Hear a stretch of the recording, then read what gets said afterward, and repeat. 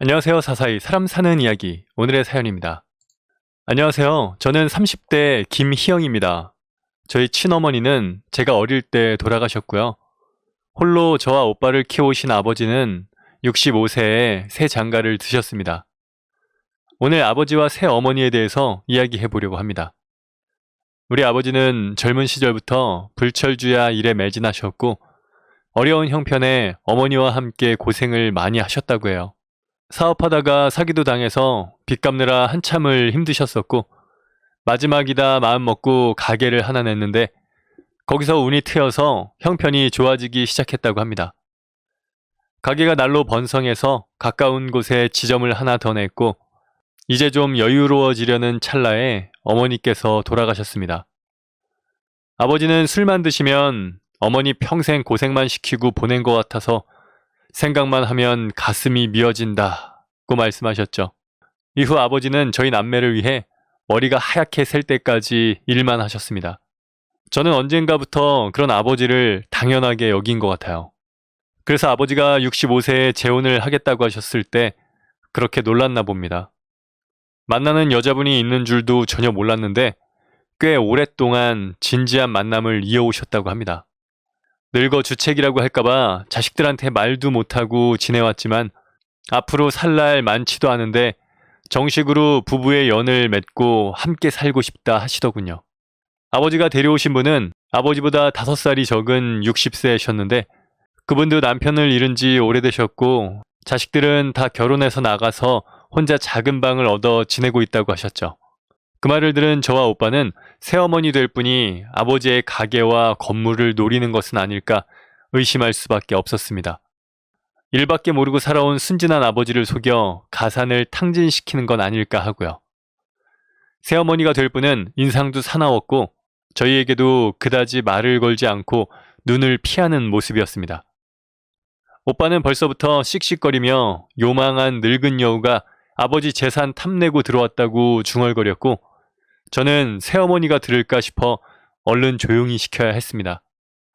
오빠는 얼마 전 주식으로 큰 돈을 잃어서 지금 기댈 게 아버지의 돈밖에 없었거든요. 하지만 아버지가 잘 도와주지 않는 통에 늘 불만 가득이었습니다. 오빠는 할 수만 있다면 아버지의 결혼을 반대하고 싶어 했지만 아버지의 전에 없이 단호한 모습에 어쩔 수 없이 넘어갈 수밖에 없었습니다. 그렇게 두 분은 식을 올렸습니다. 저와 오빠가 결혼해서 나간 후 집이 텅 빈 것 같아 외로웠다며 아버지는 한바구음을 지으셨죠. 새어머니는 아버지와 함께 가게에 나가고 집에서는 집안일을 하며 살뜰히 집안을 살피는 것 같아서 저는 두 분 사시는데 더는 걱정을 하지 않기로 했습니다. 그러던 어느 날 청천벽력 같은 소식이 들렸습니다. 아버지가 암이라는 거였죠. 결혼하신 지 1년도 안 됐는데 벌써 암의 진척이 좀 되어서 마음의 준비를 해야 한다고 했어요. 저는 너무 허망하고 어머니도 없는데 아버지도 이렇게 일찍 가신다니 왜 건강하실 때 자주 찾아뵙지 못했을까 싶어서 눈물만 하염없이 흘렀습니다. 저는 퇴근하고 아버지가 입원하고 있는 병원에 가는 일이 잦아졌고 갈 때마다 아버지의 병상을 새 어머니가 지키고 있었습니다. 간병인이라도 쓰시지 않고요. 새어머니는 무뚝뚝하게 그래도 내가 낫지 하고는 입을 다무셨습니다. 오빠는 병원에 거의 오지 않았어요. 병원에 올 때마다 의사를 만나서 이야기를 듣는 것 같았습니다. 아버지 곧 돌아가신대. 돌아가시면 시끄럽게 굴 거 없이 유산 처분해서 둘이 나누자. 아버지 아직 수술도 전이셔. 벌써부터 재수없는 소리 좀 하지 마. 그리고 새어머니는 어쩌고. 결혼한 지 1년도 안 돼서 새어머니는 무슨 새어머니야. 이제 보니까 아버지 곧 갈 거 알고 결혼한 게 틀림없어. 재산에 침이라도 발랐단 봐. 법적으로 해야지. 오빠는 매사에 그런 식이었습니다. 하지만 저도 알아보니 새어머니가 배우자로서 가져갈 유산은 상당했기에 다소 기분이 나쁘기도 했죠. 그리고 투병 끝에 아버지가 돌아가셨습니다. 많이 고통스러워 하시다가 나중에는 편하게 가셨습니다. 그래도 생각보다는 오래 살다가 가셨고 매일 준비하는 심정으로 아버지를 배웠기 때문에 허한 속도 어느 정도는 견딜만 했습니다. 그런데 장례 후 제가 아버지의 짐을 정리하러 오랜만에 집에 들러보니 현관에 웬 여자 신발들이 있더군요. 집 안으로 들어서 보니 모르는 여자 둘이 새어머니와 마주 앉아 뭔가 이야기를 나누고 있었죠. 그 여자 둘은 인기척을 느끼자 자리에서 일어나더니 저를 위아래로 훑어보았습니다. 누구세요? 설마 새아빠 딸? 그들은 새어머니의 친딸이었습니다. 새어머니에게 자식이 있다는 건 알고 있었지만 실제로 보기는 처음이었죠. 새어머니를 닮아서 날카로운 눈으로 저를 무례하게 쳐다보는 그들을 보고 있으니 화가 치밀었습니다. 제가 어려서부터 자라온 집에 새어머니와 그 딸들이 함부로 침범해서 제 추억을 짓밟는 것만 같았어요. 하지만 이미 제 집이 아닌 새어머니의 집처럼 된 이 장소에서 저는 그들에게 선뜻 나가라고 할 수가 없었습니다. 새어머니는 저를 흘겨보더니 "뭐하러 왔니?" 하고 물었습니다. 저는 너무 어이가 없었죠. "제가 못 올 곳이라도 왔나요? 아버지 짐 챙기러 왔어요." "갑자기 소리는 왜 질러요?" 그 여자들이 더 난리였습니다. 저는 혼자 씩씩거리다 현관으로 도망치듯 걸어갔고 뒤에서 그 여자들이 뭐라고 말하는 소리가 들렸습니다. "엄마, 언니보다 내가 더 급해. 우리 민석이 과외 이번에 바꿨잖아." 그런 소리들과 새어머니가 알겠다고 대답하는 소리가 제 귀에 다 들렸죠.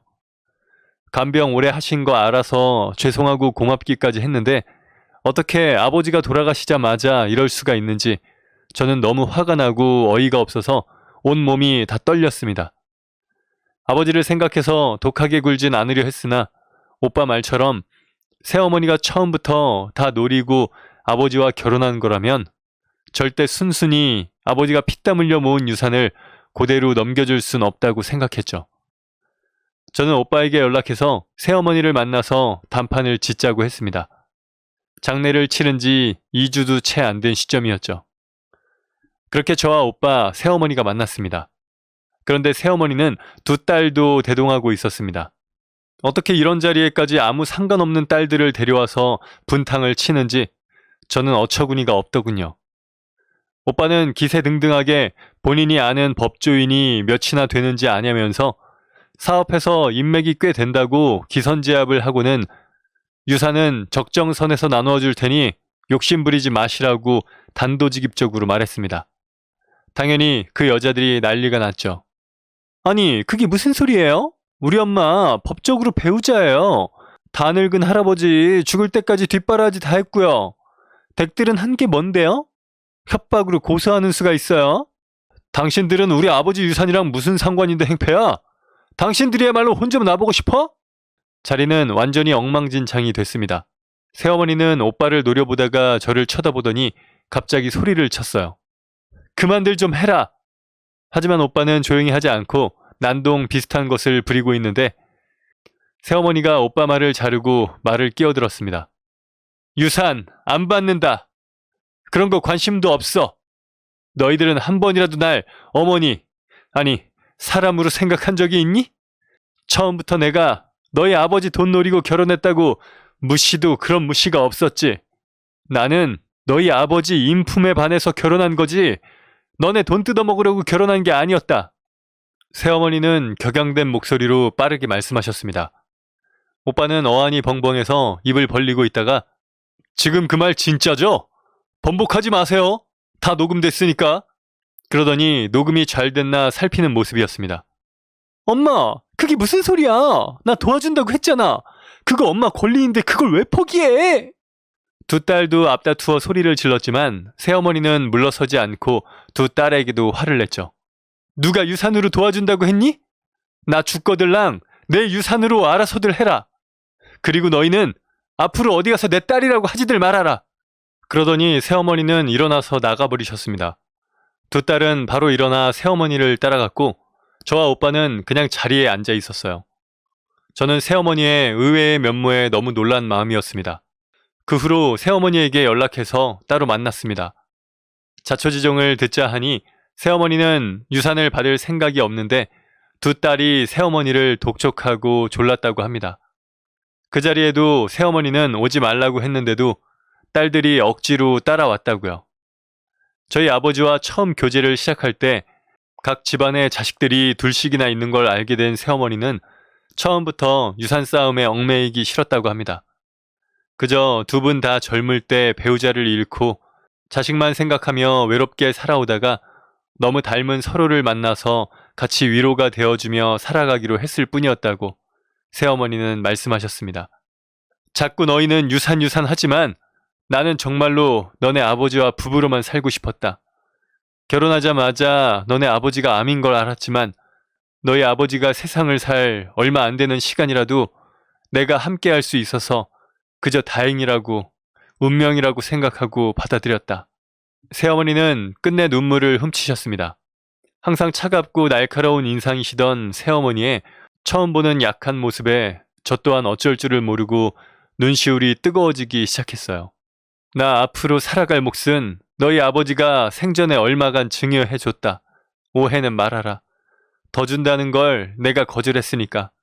새어머니는 그간 사실 저희 남매에게 친엄마는 될 수 없어도 좋은 사이로 지내고 싶었지만 서로가 나이가 너무 들어 만난지라 쉽지 않았다고 하며 부드럽게 웃으셨습니다.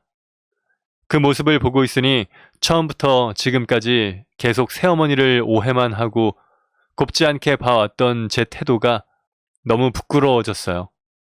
저는 새어머니의 두 손을 꼭 쥐고 그간 정말 죄송했다고 아버지 곁을 내내 지켜줘서 너무 감사했다고 진심으로 말씀드렸습니다.